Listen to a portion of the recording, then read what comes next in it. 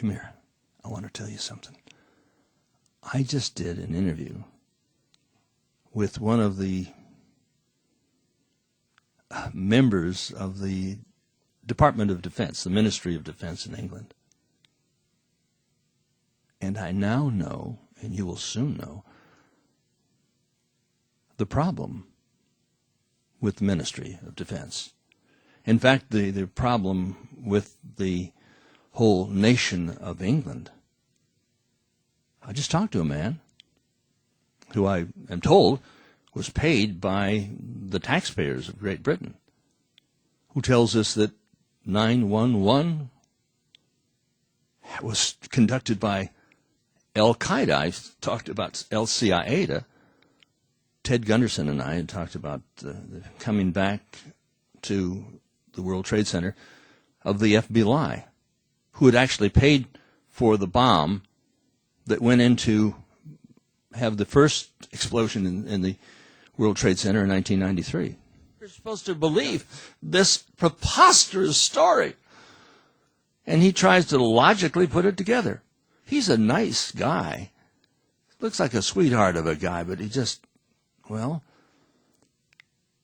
he's having a little difficulty explaining to me, and probably to you, how jet A fuel, which burns at about 700 degrees, can melt steel. He said, oh, well, it didn't melt, it was just he weakened the... No, it didn't weaken the steel. You could pour jet A fuel on steel for the next 2,000 years, and it wouldn't weaken. No, it wouldn't get soft. I asked about the explosions. Oh, maybe he didn't see that portion of the film. He says, well, you got to believe everything you see when a film. He's just kidding, of course. But when you see the reality, to deny what you see, you've got to be kidding. Or you've got to be fooling, right? I mean, oh, God. And they paid this man money? Well, you have to pay somebody money to tell that story. I asked about the BBC, a reporter talking to the BBC. And in the background is building number 7. And she's saying that it went down. The building is still up. She's talking to the BBC. And you look around, there's the building behind her. Then a few minutes later, the building goes down. They got the news before it happened. He says, oh, how can you distrust the BBC? God almighty. Are we in different worlds? Can there be people like Nick Pope? God help us. God help England. How can a man reach maturity and get a job in the Ministry of Defense and tell such, or believe such preposterous lies because they're simply given to him from credible sources? Incredible lies from credible sources. But I guess you have to consider the source. England is in deep kimchi. Our EnglandUK.com has been put together by myself and Bill Coons, so we can explain to some of you just how bad it is, and what a blessing it was to have this interview with Nick Pope. And I'm not saying that lightly. He seemed like a nice gentleman. Mousy, yes, but he's sat down with me, willing to sit across from me and get into this subject. Oh, and a couple other questions about some of those things that he believes. To believe the unbelievable, to accept the unacceptable, to defend the indefensible. An inside job? Oh, no. He wouldn't admit to that. Could I do another interview with him somewhere down the line? I would hope so, but I think not. Nick Pope from the Ministry of Defense. An unbelievable interview that you are about to see. This is Anthony J. Hilder with Free World Alliance. Oh, and he was talking about the British nation being run from London. I don't know what he's smoking, or if you believe that, I don't know what you're smoking. It's run from Brussels. The sovereignty of Britain was surrendered at the Lisbon Treaty. Britain is run like a puppet from the Parliament. And I talked about EU, Hitler's dream come true. The EU is Hitler's dream come true. The Enabling Act that was passed here under the name of the Homeland Security Act in the United States is straight out of the Nazi doctrine for world government. You know, he says, no, we're not going towards a world government. Quite the contrary, we're going in the opposite direction. Who would have believed it? I mean, even the dumbest of the dumb could figure that out. Ein Volk, ein Reich, ein Führer, one world, one race, one ruler, one European Union, no Britain, no sovereignty, no sense. Watch the film. OurEnglandUK.com is the site. Our film company, Free World Film Works, and yes, we are working at inciting a revelation. Nick Pope, formerly with the Ministry of Defense in England.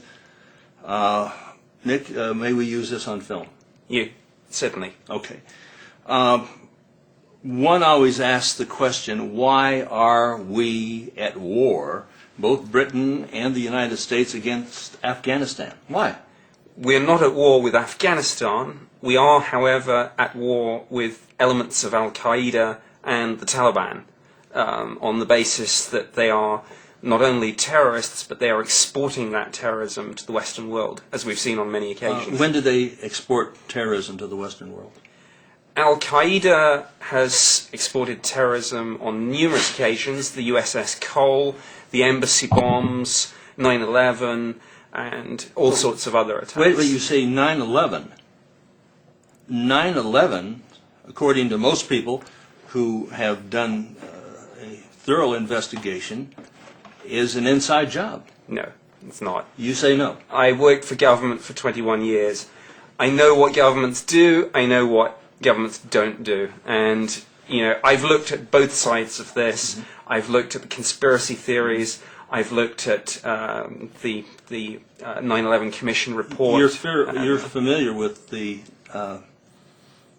law that allowed Adolf Hitler to become dictator of Germany, and the 9/11 law that resulted, the Homeland Security Act, is based very much on it, even word for word in some cases. Well, I would disagree with that. The Enabling Act. I would disagree with that.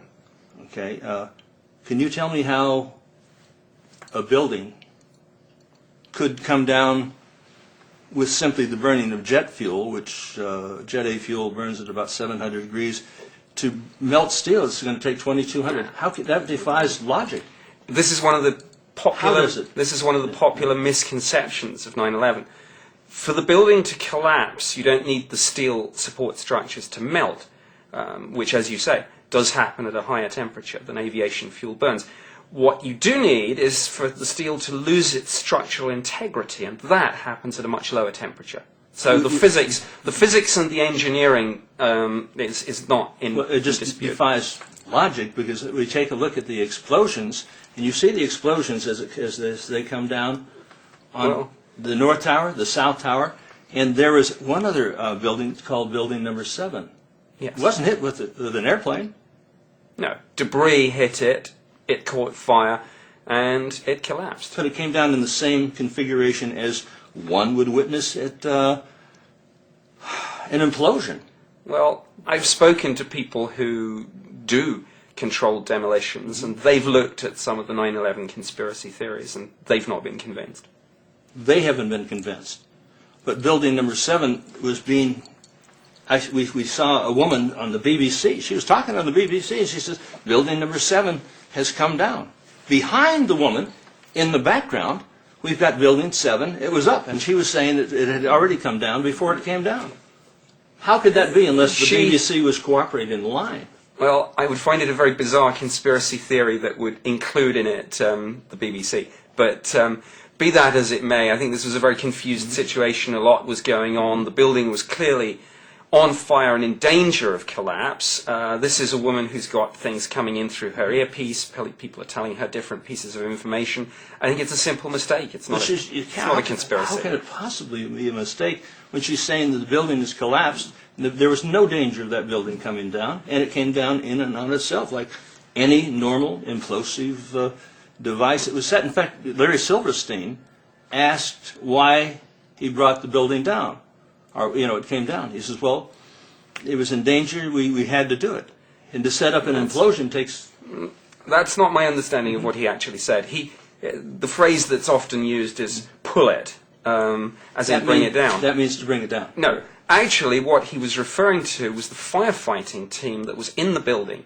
And what Larry Silverstein said was, too many people have died already on this day. I say we get the team out of there. Pull it. I.e., pull the team out, not pull the building down. Well, that's absolutely preposterous. I mean, I've got a film, 911, The Greatest Lie Ever Sold. In fact, the former head of the FBI in Los Angeles and Dallas and Memphis, Ted Gunderson, and I were talking about the FBI lie coming back to the World Trade Center and doing it again. We talked about that on film in 1995, 6 years before the event. And when we talk about Al-Qaeda, it's LCIATA, and we see that all of this is being orchestrated to bring about a world government. Well, I don't see that happening at all. You don't see it happening? No. If anything, we live in a more fragmented society. I mean, look at what's happened since the breakup of the former Soviet Union and the end of the Cold War. Countries aren't amalgamating and coming together into some new world order, one world government. Quite the opposite's happening. What is the United Nations? Well, the United Nations is certainly a body that attempts to coordinate policy between different countries, but it's about as far away from one world government in the sense that conspiracy theorists mean it than you could ever get. But Nick, we see the EU as Hitler's dream come true. Hitler wanted a united Europe. EU, Hitler's dream come true. Well, I've done, in fact...